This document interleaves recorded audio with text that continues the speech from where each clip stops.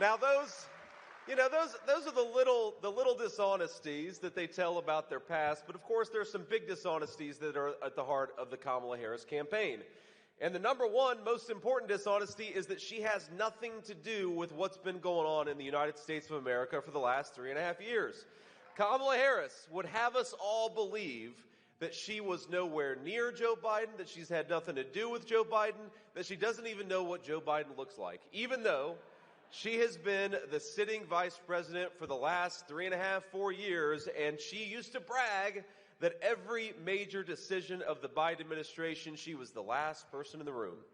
And of course, not sometimes just the last person in the room, but we know because we can check the record that Kamala Harris cast the deciding vote on trillions of dollars of new spending. And what happened when we spent all that money?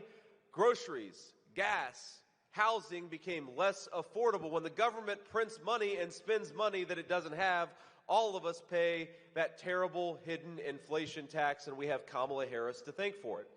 And so it takes a special audacity, a certain shamelessness that I think can only come from a true career politician for her to stand up in front of the American people and say things like, on day one, I'm going to tackle the affordability crisis that's affecting American families. Or she'll say, on day one, we're going to make the border more secure. And I think all of us with an ounce of common sense are saying, Kamala, day one was 1,400 days ago. What have you been doing that whole time?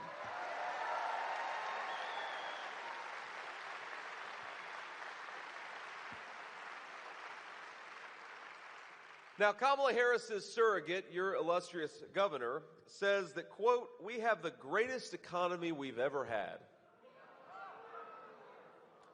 I don't even understand that argument. Here's the actual record.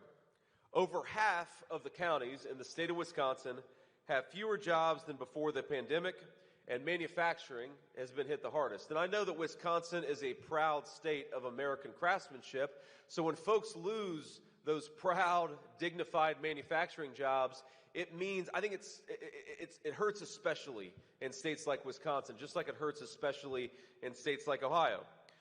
The cost of living is up 20% in the state of Wisconsin.